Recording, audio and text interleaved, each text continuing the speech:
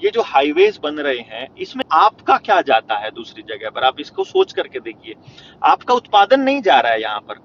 आप यहाँ नौकरी करने के लिए गाड़ी से ट्रैवल कर रहे हो, आप यहाँ किसी की गुलामी करने के लिए ट्रैवल कर रहे हो, और ये लोग अपना माल बेचने के लिए ट्रैवल कर रहे हैं। तो ये सड़कें इन्होंने अपने लिए बनाई है, कॉरपोरेशंस ने आपके लिए नहीं बनाई है। डॉक्टर साहब एक हाँ बात जी। पूछना चाहूंगा बीच में। आप तो लुटते हो, यहाँ पे जाते हो हर किलोमीटर पे टोल देना पड़ता है आपको। हाँ वो तो है, देखो हाँ। सर्विस को तो इन्होंने पैसा लगाया है सरकार ने इतना, वो तो फिर टैक्स देना बनता ही है। ये हम्म। मतलब आम आदमी की सोच है कि ये तो व्यवहार बनता है हाँ, मतलब सरकार का हमसे लेने रोड का। टैक्स नहीं लिया, दूसरे हर चीज में टैक्स लिया जाता है, उस टैक्स को वो टैक्स में काउंट नहीं नहीं करते मैं ये हैं। कह रहा हूँ कि जो हम्म, किला 30 लाख का था उसके हम्म, 42-45 लाख रुपए मिल रहे हैं किसान ने, हम्म। तो क्या दिक्कत है देने में?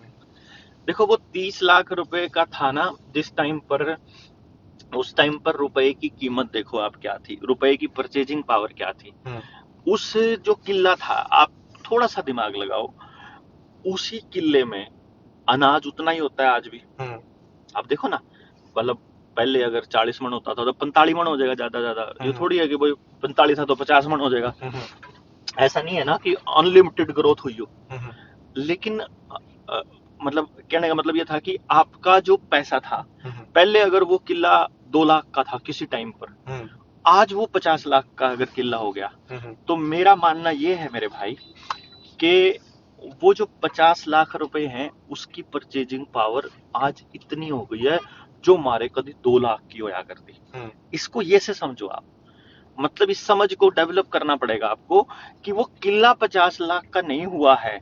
असल में आपके 50 लाख रुपए उस 2 लाख के बराबर हो गए हैं जो पहले कभी 2 लाख में होता था। हम्म दूसरी बात, आपको कोई भी बैंक कैश नहीं देता है, हम्म वो आपको ट्रांजैक्शन देता है, डिजिट्स में ट्रांजैक्शन देता है। हम्म तो वो डिजिट ही ट्रांसफर हो रही है आजकल आपको।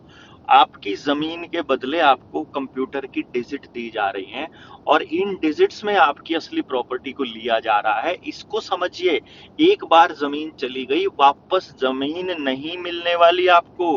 किसी भी तरह जोर लगा लेना, दुनिया के किसी भी कंट्री में आपके बच्चे कहाँ जाते हैं? इंग्लैंड, अमेरिका और ऑस्ट्रेलिया जाते हैं ना। हम्म एक बार वहां रहने वाले बच्चों से पूछो तो सही, वहां जमीन के मालिकाना हक की कोई गारंटी नहीं है। हम्म वहां आपने मान लो मकान लिया, तो आपके मकान की लीज 99 साल की होगी। हम्म आप ऑब्वियसली 99 साल से पहले आपने मर जाना है। हम्म आपके मरने के बाद वो प्रॉपर्टी आपके बच्चों को ट्रांसफर नहीं होती है, वो प्रॉपर्टी सरकार को चली जाती है, और सरकार से फिर आपके बच्चों को दोबारा कमानी पड़ती है। हम्म यानी वो डिजिट आपके खाते में ट्रांसफर करेंगे, आपको एक जगह रहने के लिए दोगे, आप जिंदगी भर उसका रेंट पे करोगे, मतलब आप अपने ही मकान पर किराए के जैसे रहते हो। यही तो वर्ल्ड इकोनॉमिक फोरम का एजेंडा है। वो कहता है you will own nothing but you will be happy. यही वो करने जा रहे हैं, यही हम बता रहे हैं। तो जो वो ऑलरेडी कर चुके हैं उन कंट्रीज में जहां आप लाइन लगाकर दौड़ रहे हो, वहां पर ये करने वाले हैं। वहां खाने को ताजा नहीं मिलता, यहाँ भी नहीं मिलेगा। वहां कैंसर के ज्यादा मरीज है, यहाँ भी हो जाएंगे। वहां डिप्रेशन के मरीज है, यहाँ भी हो जाएंगे। वहां फैमिली सिस्टम नहीं आपके है, यहाँ कहने भी का हो मतलब जाएगा। है कि सो कॉल्ड डेवलपमेंट है वहां पे। वो सिर्फ चमक दमक है। अच्छा। आपका बच्चा वहां गया हुआ है ना, उससे पूछो आप। वो बेचारे कई लोग तो इस तरह के हैं जो इकट्ठे मतलब 10-20 जोड़ी लेके जाते हैं, इकट्ठे फोटो खींच के लाते हैं उन ड्रेसों में, और रोज एक डाल देते हैं, तो यहाँ वालों का खून फूकता रहता है और वो सोचते हैं मौज कर रहा है वो तो अगला। वो सिर्फ फोटो में दिखने वाली चमक है, वो सुंदरता है, शांति नहीं है। आप देखो, आप यहाँ मॉल में चले जाओगे, बड़ा सुंदर फोटो आएगा। हम्म खेत में शायद वैसा फोटो ना आए आपका, हम्म लेकिन शांति आपको खेत में मिलेगी। हम्म कच्ची मिट्टी में आपको शांति मिलेगी, वहां शायद आपके कपड़े गंदे हो जाएंगे। जहां बिल्कुल हाइजीन है वहां आपको पीस नहीं मिलेगा, वहां आपको मोहब्बत नहीं मिलेगी। ये थोड़ा समझने की बात है। मैं यही बताने की कोशिश कर रहा हूँ कि प्रकृति के साथ जुड़ना ही असली कमाई है और असली शांति का रास्ता बनता है। ठीक। आपको पढ़े लिखे आदमी भी मिला है जो आपकी बात का उत्तर देना है और आपके लिए सवाल जवाब करा है इन बातों की। देखो, जिसको जो चीज नहीं मिली है वो उसके पीछे दौड़ता है। हम्म तो जो अनपढ़ आदमी है वो दौड़ेगा पढ़ाई लिखाई के पीछे, उसको लगेगा पढ़ा लिखा आदमी ज्यादा बढ़िया रहता है। हम्म जो पढ़ा लिखा आदमी है हम्म उसको पता है कि जितना पढ़ते लिखते जाओगे उतना गुलाम प्रवृत्ति के होते जाओगे। हम्म वो सोचता है यार अनपढ़ आदमी का कॉमन सेंस ज्यादा बढ़िया है। फिर अमीर आदमी को लगता है यार गरीब आदमी देखो कितना फिट है, उसका पेट बिल्कुल नहीं है। हम्म और गरीब आदमी सोचता है यार देखो उसके पास कितनी बड़ी गाड़ी है। उसको नहीं मालूम है कि गाड़ी में बैठा हुआ आदमी किन किन बीमारियों का मरीज हो चुका है। फिर आप देखोगे, मैंने जितने भी लोग मिले आज तक मुझे, मेरे साथ कुतर्क केवल उसने किया जिसका जमीर मर चुका है। मतलब जो व्यभिचारी है, जो दूसरे की औरत के ऊपर गलत नजर रखता है, जो दूसरे के पैसे पर गलत नजर रखता है, जो बिना मेहनत किए पैसा कमाना चाहता है, जो प्रकृति से दूर है, केवल वो कुतर्क करता है। बाकी के लोग चाहे पढ़े लिखे हो या पढ़े लिखे ना हो, उससे कोई फर्क नहीं पड़ता। जिनका जमीर जिंदा है और जिनमें लॉजिक है, जिनमें सेंस है, जो जिनका व्यक्तिगत स्वार्थ नहीं है, उसको हमारी बातें एकदम क्रिस्टल क्लियर समझ में आती है कि ये एकदम एक्यूरेट बात है, क्योंकि हमारी बात में किसी एक पक्ष का नहीं होता, हम सबके भले की बात करते हैं। जनता सरकार मोर्चा ये कहता है कि सत्य की एक खासियत है कि वो सबके भले की बात करता है। तो हम किसी एक खास आदमी की या एक खास मतलब किसी एक पंथ की या एक पक्ष की तो बात करते ही नहीं है ना। हम तो ये कहते हैं कि केवल वही रास्ता सही है जिसमें सबका भला हो, जिसमें कुछ लोगों का भला होता है वो रास्ता गलत है। हम यही बात बोलते होते हैं। आप एक बात और कह रहे थे उस वीडियो के अंदर, हाँ हाँ डीड आने वाली बात, हाँ जिसमें ये कह रहे थे कि सारी चीजें बिजली से चालन लगी है, अपना नलका नहीं है, अपना कुआ नहीं है, अपना जोड़ नहीं बच रहा है, हाँ हाँ जय किसे दिन बिजली बंद कर दी 2-4 दिन की तो डीड आओगी। यूके सीन है। आप देखो कि पीछे से इन्होंने डीड वाला जो सीन था ये पैदा किया था।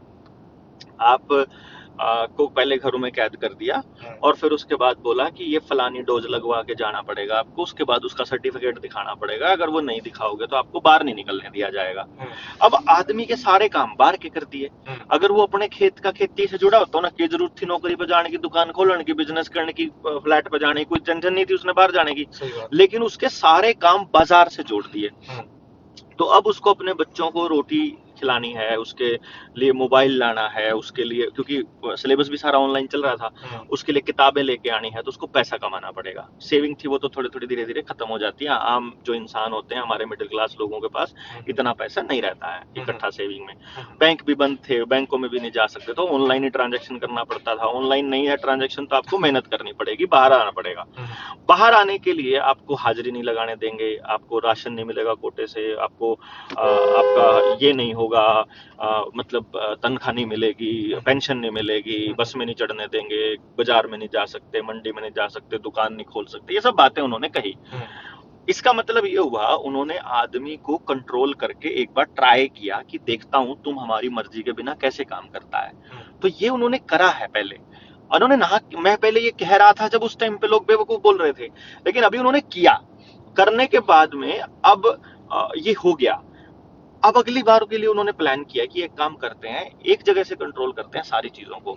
तो इनका आधार कार्ड के साथ सब कुछ जोड़ दो, इनका वोटर कार्ड, ड्राइविंग लाइसेंस, खेत के कागज, जमीन के कागज, फैमिली आईडी, बैंक का account number, pan number, ITR, आपका राशन कार्ड, आपका दूसरे जितने आयुष्मान कार्ड, आपके वैक्सीन का सर्टिफिकेट, आपके मतलब ये बोले तो गैस का कनेक्शन, मतलब पानी का कनेक्शन, बिजली का कनेक्शन, ये सारे कनेक्शन एक जगह जोड़ दो और वो आधार के साथ जोड़ दिए।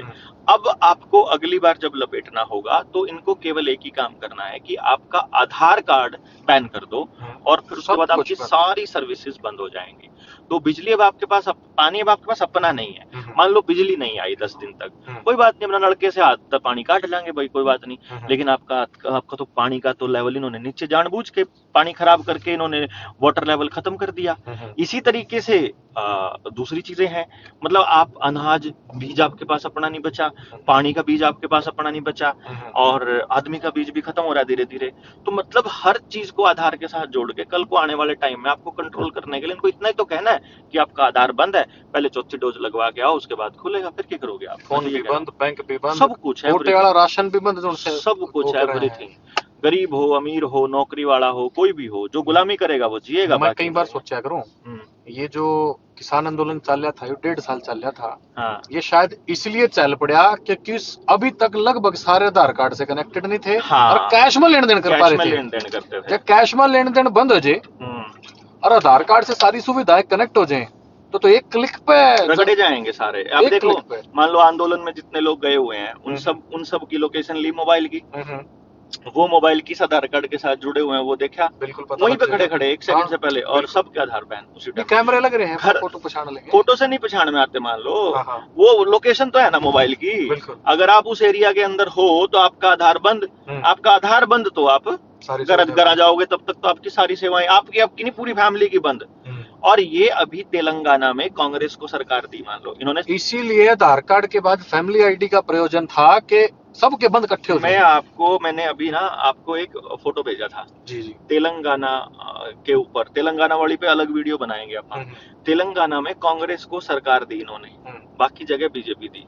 जहां जहां कांग्रेस स्लो चल रही थी वहां उनको बीजेपी दे दी फास्ट करने के लिए, क्योंकि ईवीएम और इसका मीडिया और पैसे का ही खेल सारा चल रहा है। कोई आपको भी मालूम है सारा का सारा, इसमें कोई किसी का लहर नहीं है, किसी की भी, ना उसकी ना इसकी, किसी की नहीं है लहर वहर। तो बहम है, लोगों को लगता है हमने वोट दिया, हम तो ईवीएम को वोट दे के आते हैं, ईवीएम जिसको चाहे उसको दे दे। तो तेलंगाना में केसीआर ने बहुत अच्छा काम किया था, लेकिन केसीआर को ऐसा दिखा दिया जैसे इसको लोगों ने नकार दिया और कांग्रेस को दे दिया, क्योंकि केसीआर एक आंदोलन से निकला हुआ आदमी था, जल्दी से मैनेज ना हो रहा हो शायद उनसे, तो उन्होंने कांग्रेस को दे दिया कि चलो तुम करके दिखाओ। अब कांग्रेस ने वहां क्या किया, किसान को 15,000 रुपया, खेत में काम करने वाले को 12,000 रुपया, सिलेंडर 500 रुपया, ट्रैवल करने वाले को इतना रुपया, खेत में और स्कूल में काम करने वाले बच्चे, स्कूल और कॉलेज में पढ़ने वाले को 4 लाख के 3 लाख ऐसे करके पैसा, एडमिशन ले लो। वो 6 घोषणाएं थी, ये जो सारी घोषणाएं थी उसमें से आप कमाल की बात पता क्या है, एक भी आदमी नहीं बचेगा समाज का जिसको अपना आधार कार्ड देके ये सेवाएं ना लेनी पड़ेंगी। यानी लालच में सारे अपना आधार कार्ड पकड़ा देंगे उनको, और जब वो अपने आधार कार्ड पकड़ाएंगे, आधार के साथ जोड़ना ही तो मकसद है। बाद में रुपए को तो डिजिट बनाने में इनको तो हम तो सोचते भी नहीं। हमने को फोन वाला मांगे आधार कार्ड दे दें, को राशन वाला मांगा आधार कार्ड दे दें, कोई फोन करके वो भी कह देने बोले आधार कार्ड की फोटो भेजिए। हम सोचते भी नहीं, फट ही भेज दें, 1 मिनट से पहले भेज देते हैं। आपको नहीं मालूम है कि आधार आपका कितना खुफिया जानकारियां आपकी लेके रखता है। आपके आधार नंबर के साथ आपका सब कुछ जुड़ा हुआ है, और लोगों की इसी अनजान होने का फायदा ये कॉरपोरेशंस उठा रहे हैं। आपके मोबाइल पर एडवर्टाइजमेंट इस टाइप की आएगी, मैं आपको बताता हूँ, अगर मेरी वाइफ के मोबाइल में अगर यूट्यूब पे कुछ देखने लग जाऊं तो ऐसी एडवर्टीजमेंट आएंगी जो लेडीज के सामने आनी चाहिए, और जब मेरे मोबाइल पे देखते हैं तो ऐसी एडवर्टीजमेंट्स आती हैं जो किसी आदमी के पास, मतलब उनको ये भी मालूम है कि ये जो मोबाइल है ये किसका है, ये किस तरह की चीजें सर्च करता है, और ये किस तरह की चीजों की इसको जरूरत है। एडवर्टीजमेंट ही उस तरह की आती हैं। तो ये डेटा आपका सारा का सारा इन चीजों के साथ जुड़ा हुआ है। ये आधार बहुत बड़ा घपला है, अपार आईडी बन रही है, आपके बच्चों के ब्लड सैंपल लिए जा रहे हैं, ब्लड ग्रुप लिए जा रहे हैं। आपको स्कूलों में जाके टीचर्स को मना करना पड़ेगा। नहीं, स्कूलों का क्या काम है ब्लड सैंपल देख लो, ये न्यू एजुकेशन पॉलिसी में इन लोगों ने शामिल किया हुआ है। और तो और बड़ी बात ये है कि आपके गांव की सामूहिक जमीन सारी की सारी ले चुके हैं ये लोग। आपकी जमीन देखो, स्कूल की जमीन है, कितनी प्राइम लोकेशन पे है, अल्टीमेट प्राइम लोकेशन पे स्कूल की जमीन है आपकी हर गांव में। वो जमीन सरकार ने अपने नाम कर ली, अभी कल को वो प्राइवेट को दे देंगे तो कहाँ जाओगे आप? जोड़ की जमीन, शामलात की जमीन, जंगल की जमीन, आपके ये चौपाल की जमीन, आपके मंदिरों की जमीन, सारी जमीन सरकार ने अपने नाम कर ली, और आपको पता भी नहीं है। आप भक्ति में जुड़े हुए, आप मन ने मेरे वर्गे आदमी ने गाड़ देने पे लग रहे हो, जो आपने बताने लग रहा है आपकी जमीन जाली, आपकी जमीन जाली, बचा लो। मैं तो आपको अपनी जमीन बचाने की बात कर रहा हूँ, आप करो, मैं फद्दू बना रहा हूँ। कमाल की बात है यार, आपकी जमीन आपने बचानी, मैं न्यू बताने लग रहा हूँ। चेक तो कर लो, देख तो लो, पता तो कर लो कि आपके गांव के सरपंच ने जो आपने बनाया था अपनी जात का, अपने धर्म का, अपने पड़ोस का, अपने गोत का, उसने बेची है जमीन भाई। मैं थोड़ी कह रहा हूँ मन ने बेची, मैं थोड़ी कह रहा हूँ कि इस सरकार ने बेची, उसने दी है जमीन आपसे पूछे बिना। वो आपने अपनी ताकत उस सरपंच को दे दी, सरपंच ने ताकत उन तक पकड़ा दी, उन्होंने सरपंच की ताकत घटा दी। मोटी मोटी बात यह है जो डॉक्टर साहब कहने लग रहे हैं ना, अपने लेवल पे क्रॉस वेरीफाई कर लो। हाँ, जो सच्ची बात लगा सच्ची मान लो, जो सच्ची बात ना लगा तो मुंह पाकर कह दो बोले गलत बात थी। अरे जो सच्ची बात लगा तो अपने गांव ने बचा लो भाई। हम तो न्यू का हम न्यू भी नहीं गंदे कि तुम मारी गेल लागो। हम तो न्यू का तुमने हमारे पता जो इन्फॉर्मेशन चाहिए वह दे देंगे, लड़न खातर जो सहायता चाहिए वह दे देंगे। जो ये हम तो न्यू कह रहे भाई तुमने कितना बड़ा कर्जा ले रखा हो, जनता सरकार मोर्चा देवेगा थारा कर्जा। बता इस बात में के टोटा भाई, तम तो थार कुछ लेन दे भी नहीं बदले में है। और जो आपके साथ ठगी हो रही, उस ठगी तब बचाने खातर आपने बताने लग रहे हम तो आप इसने भी अगर जन्यू कहोगे तो भाई फिर आप क्या कमा भी बताओ। पर ठीक है, फिर तो इसका मतलब हम लोग अपनी बर्बादी के लिए खुद ही अभिशप्त हैं, फिर तो हम धक्के अपना करा जाऊंगे जो कुछ भी कर रहे हैं। देखो कितना तगड़ा ब्रेन वॉश कर रखा हमारे पे।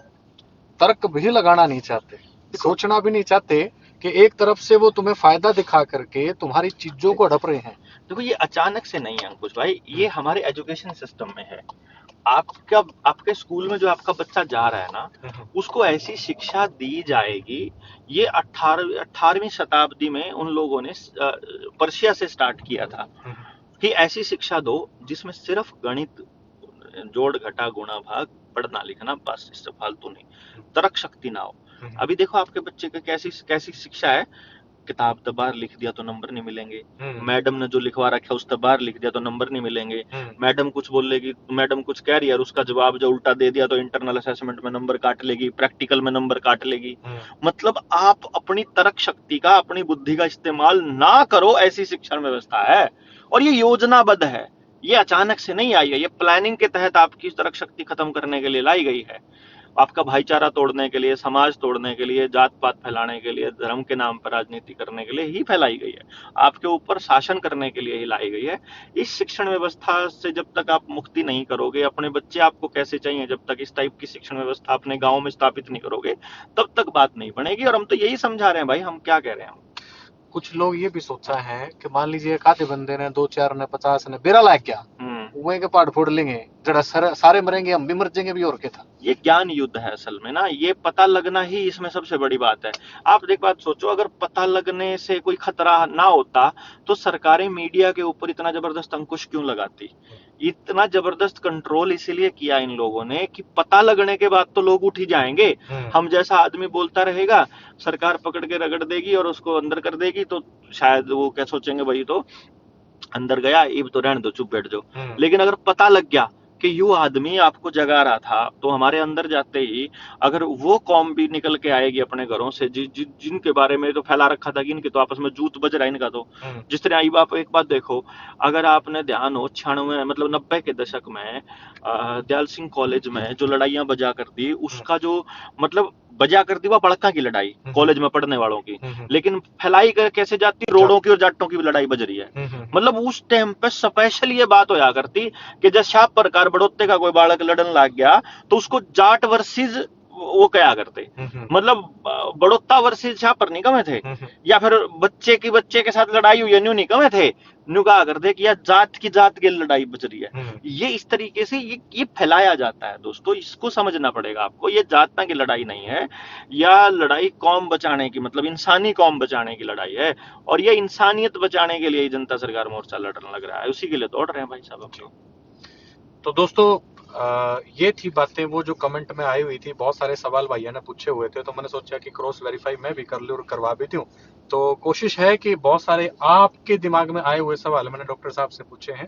इस वीडियो में इतना ही, फिर और कमेंट्स आएंगे, आपके सवाल जवाब आते रहेंगे और आपके कमेंट्स का जवाब मैं डॉक्टर साहब से पूछता रहूंगा। तो इस वीडियो में इतना ही, फिर मिलते हैं किसी अगले वीडियो के अंदर। राम राम।